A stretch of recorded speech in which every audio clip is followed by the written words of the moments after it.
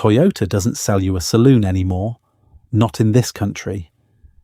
Walk into a Toyota showroom this week and ask for a four-door with a proper boot on the back, and there isn't one. The Corolla Saloon's out of production. The Camry stopped taking UK orders back in 2021, and the good-looking new one was never coming here. The Crown never came here at all, so every car on this list is second-hand. All four of them, and that's the good news, because a car nobody's queuing up for is a car you buy on your terms.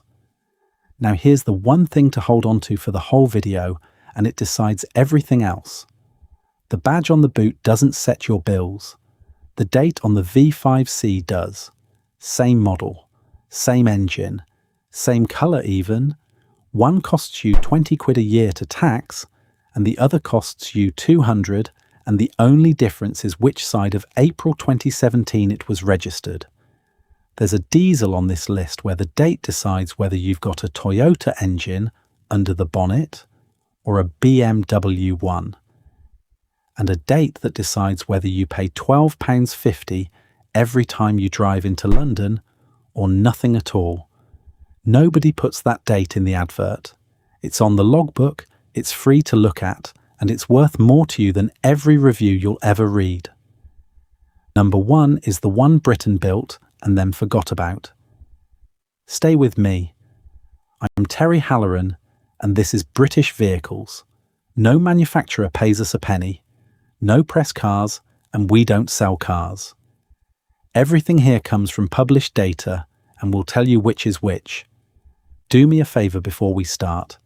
Hit subscribe.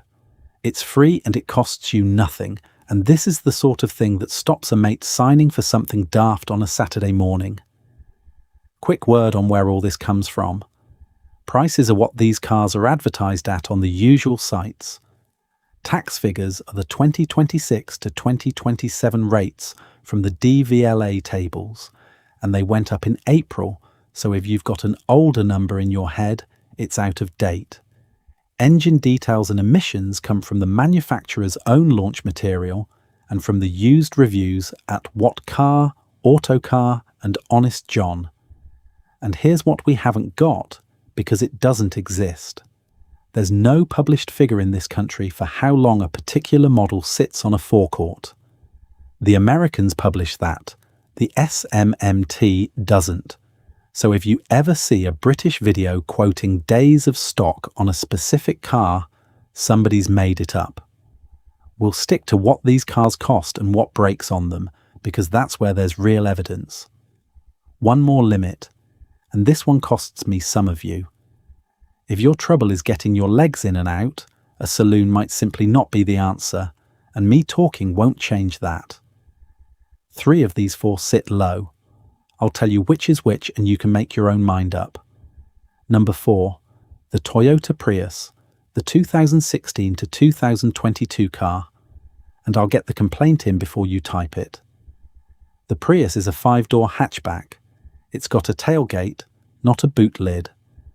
It's on this list because it's the saloon-shaped Toyota you'll actually find in numbers on a forecourt, and because leaving it off would be dodging the one everybody's about to ask about. So there you are. Told you first. Why does nobody want it? One word. Minicab. 15 years of climbing into the back of one at 11 at night has done something to this car's reputation that no amount of engineering ever fixed. People see a Prius and they see somebody else's job. Here's what's actually underneath. A 1.8 petrol driving through a power split hybrid box. No turbo, no clutch, no belt to snap because it's a chain.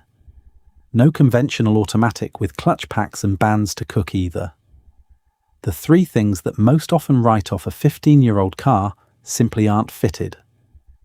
Your brakes barely wear because most of the slowing down is done by the motor putting charge back into the battery.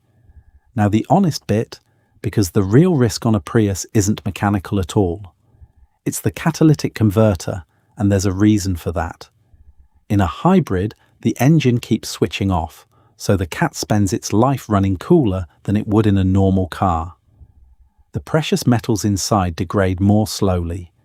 which means a used Prius cat is worth more to a thief than almost anything else on the street. That's the whole mechanism.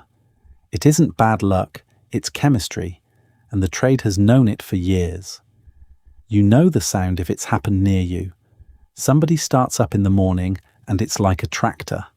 Toyota sell a factory shield for it, and owners report four-figure bills for a genuine replacement, so the shield is the cheap end of that decision. Two things to check on the paperwork. Cars built between March 2016 and May 2018 were recalled over an engine wiring harness that could chafe, so run the reg through the DVSA recall checker. And check the history for minicab use, because a car that's done a decade of airport runs is a different animal to a retired couple's. Money. From about £12,000 for a 2016 with sensible miles. Tax is where it gets interesting. It's under 100 grams of CO2, so a car registered up to March 2017 sits in the band that's now £20 a year. Register the identical car in April 2017 and you're paying £200. Same car, £180 a year difference. And if you're looking at a Japanese import, be careful, because owners report being charged a much higher rate where the car has no UK emissions figure on record. It's a petrol hybrid, so it should be fine for the emission zones, but put the plate through the TfL checker yourself before you believe me or anyone else. Never take exemption on trust. The catch is the seat. It's low, and you drop down into it rather than sliding across. If you already brace yourself on the doorframe getting out of your current car, walk past this one. Verdict. The cheapest way to do 50 plus miles to the gallon in something that will still be running in 2035 if your hips will have it. And that's the rule, first time out. £20 or £200, decided by the date on the logbook. Number 3. The Toyota Corolla Saloon, 2019 to 2023. Most people don't know this existed. Toyota built a saloon version of the Corolla, sold it here quietly for 4 years, and then dropped it because not enough people bought one. It never came back after the facelift. Worth knowing where it was made because it turns up in the adverts. The Corolla hatchback and estate are British, built at Burniston in Derbyshire.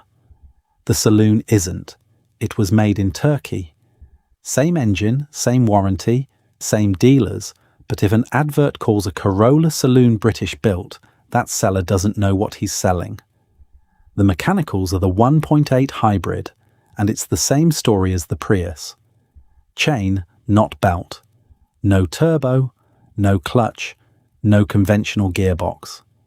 This is about as boring as a car gets, and that is entirely the point. So where does it go wrong? 2 places, and neither is the engine. First, the hybrid battery has a cooling fan, and on most Toyotas that fan draws air through a vent low down beside the rear seat. Dust, dog hair, a stray carrier bag, and it starts to choke. The battery runs hotter than it was designed to. The cells age faster, and the first thing you notice is the petrol engine cutting in more often than it used to, and the fan getting noisy. It's a 5-minute job with a vacuum, and almost nobody does it, because there's no money in telling you to. Second, and this is the one that costs money to say out loud, Toyota's own warranty scheme is better than most people realise. Service it at a Toyota dealer, and the cover reactivates up to 10 years or 100,000 miles, and it applies even if you bought the car privately with a patchy history. The hybrid battery cover can be stretched to 15 years from first registration with an annual health check. That's not a small thing on a car you plan to keep. Nobody at an independent garage is going to mention it, and I don't blame them because it isn't their job. The real weakness is practical. The boot's a decent size, but the opening is narrow and the rear seats don't fold at all. If you carry flat pack or a wheelchair or anything long, go and try it with the actual object before you buy. Rear headroom's tight too. The good news is a longer wheelbase than the hatchback, so there's more room in the back, and a low bonnet with a proper view out. Money. Tax is the flat £200 a year because every one of these was registered after 2017. No way round it, and no discount for the low emissions. Petrol hybrid, so the emissions zones should be no bother, but check the plate. Verdict. The most sensible car nobody's heard of, ruined slightly by a boot that doesn't open properly. That's the rule again.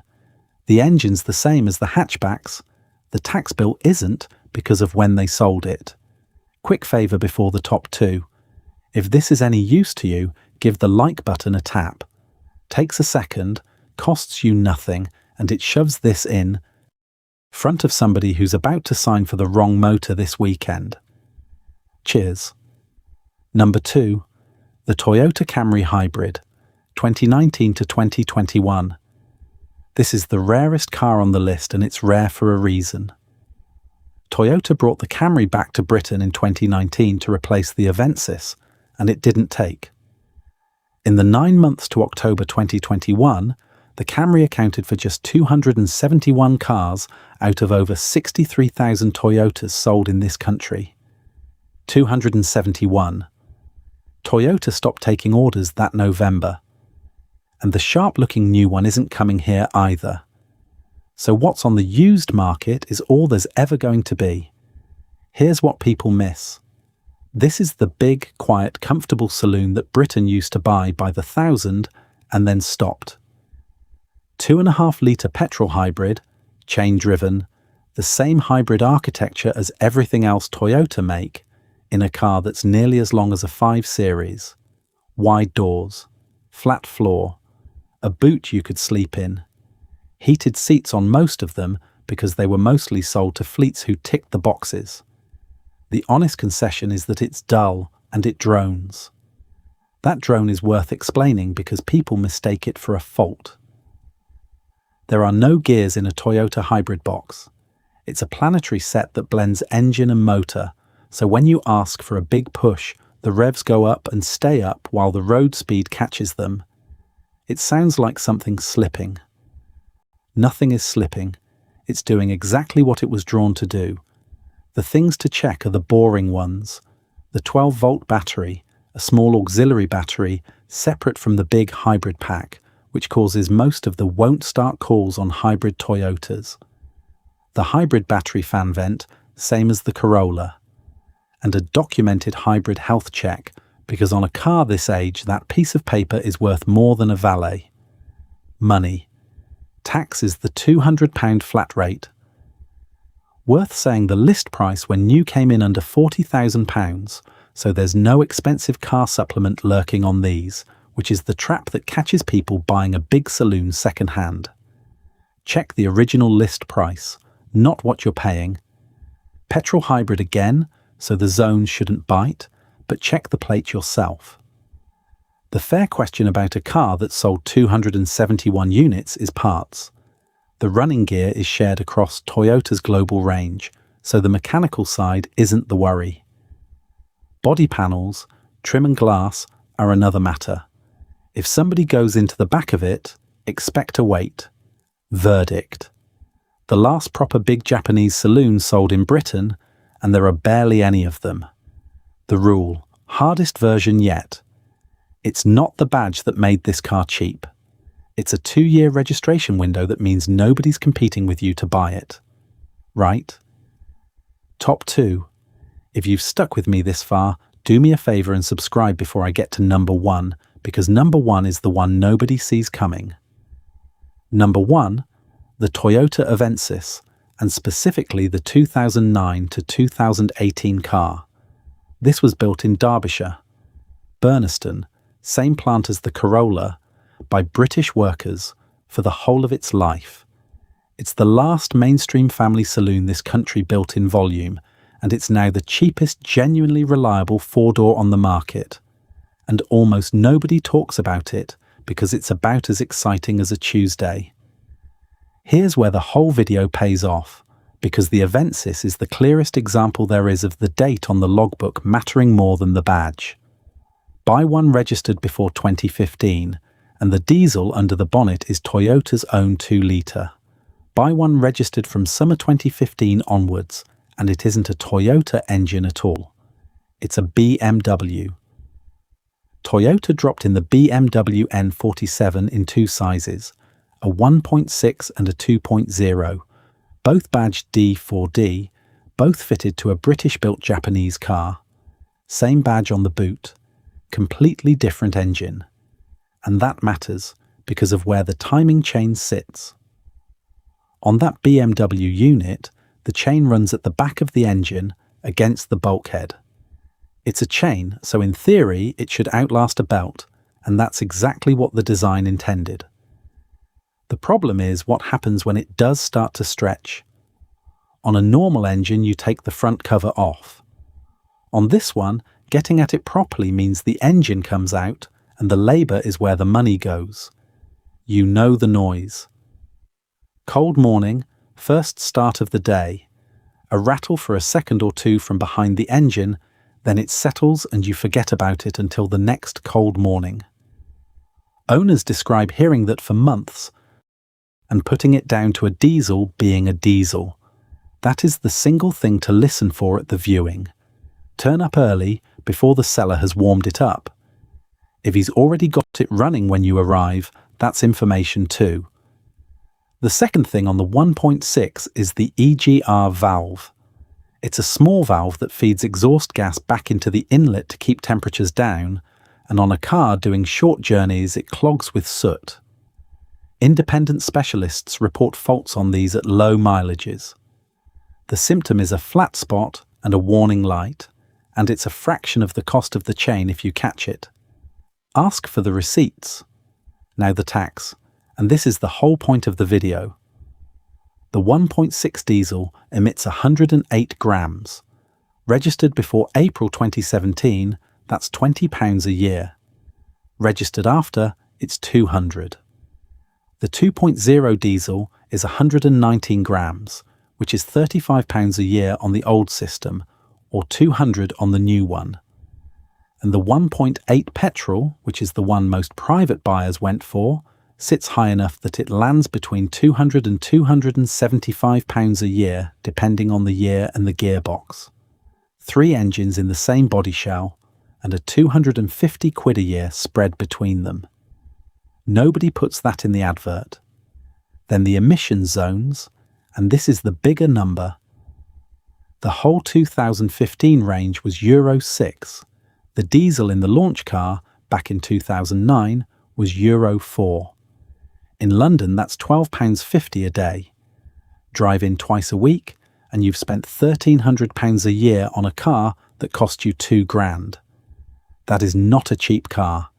It's the most expensive car on this list, and it looks identical to the one that costs you nothing.